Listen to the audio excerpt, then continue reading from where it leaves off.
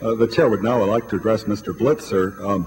This question is interesting. I'll have to edit it a little bit. You implied that Israel has the right to exist because of what happened to the Jews during World War II. Why in Palestine? Don't the Palestinians, too, have the right to a secure homeland? Why do they have to suffer and make way for the Jews? Look, we can go back and we can argue over the birth of Israel, the justice of the birth of Israel. We can argue over whether or not there should be an Israel. There is an Israel today. There's a strong Israel today, a vibrant Israel that is not going to disappear. Palestinians have missed opportunities. There is an opportunity today. I don't see any useful purpose in arguing over what justifications Israel has to exist. Israel has all of the justifications in the world to exist. And I don't even think it's appropriate to question the reason why Israel exists. Thank God that there is at least one Israel, an Israel where Jews can live if they want to. They don't have to live there. But if they need refuge, if they want to live in a country that is a Jewish homeland, that's fine. And I think, as I said before, all of us should be delighted that we happen to be around at a time in this world when there is this Israel. Zionism is an ideology. It's the national liberation movement of the Jewish people.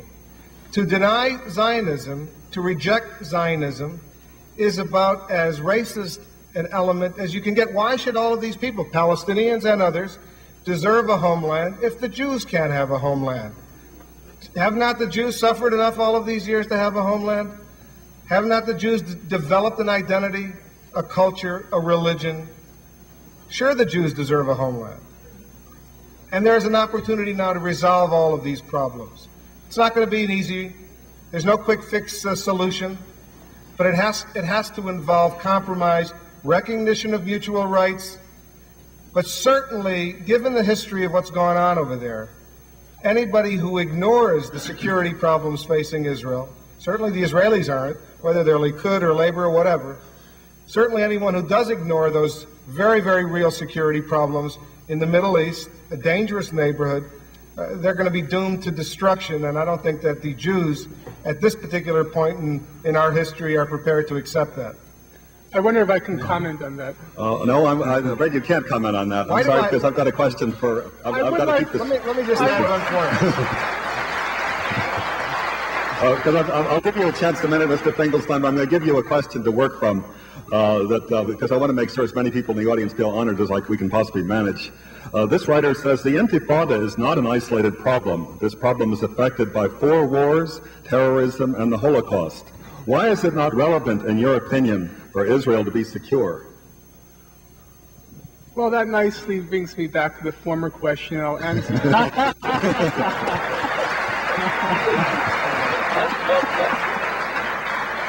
And I'll answer both at the same time.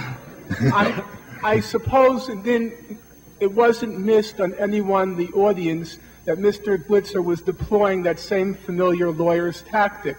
The question that was put to him was, if we accept the legitimacy of the state of Israel, why don't we also accept the legitimacy of a Palestinian state? And then Mr. Blitzer went on to tell us all the good reasons why we should accept the legitimacy of the state of Israel, something which, by the way, I concur with. But that still doesn't answer the question. If one does accept the legitimacy of the state of Israel, why doesn't one also accord the same rights to self-determination and statehood to the Palestinians? That was the question, as I understand it, that was put to him. Now, the issue of security was raised, and somebody made I think, inaccurate inference that I'm not concerned with the security of the state of Israel. I am. I'm also concerned about the security of a Palestinian state. Again, we have to apply the same standards across the board. Israel is ranked as the 4th leading military power in the world.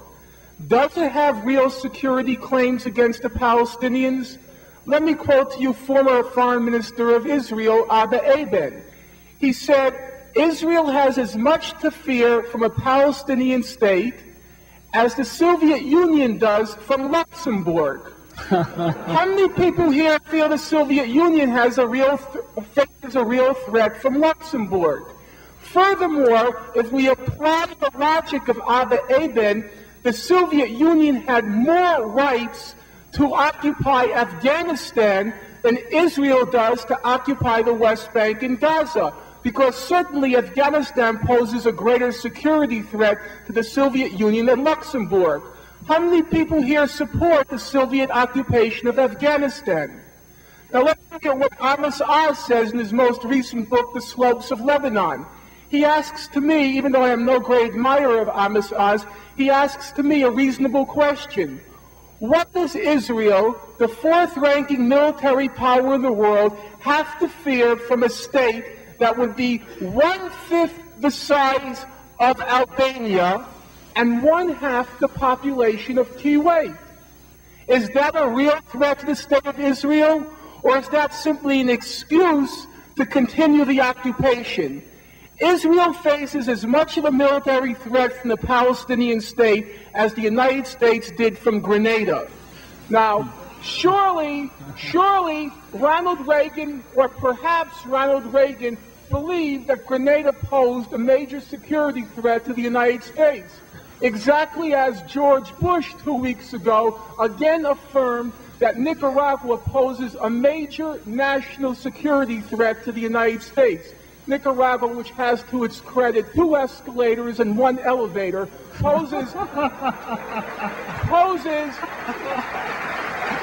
a national security threat to the United States. It seems to me, applying the same standards as Abba Eban uses and Amos Oz uses, we have to dismiss this totally spurious notion that Israel is maintaining its occupation of the West Bank and Gaza for security reasons. It has very good reasons to maintain the occupation, but I'm afraid to say they have precious little to do with security.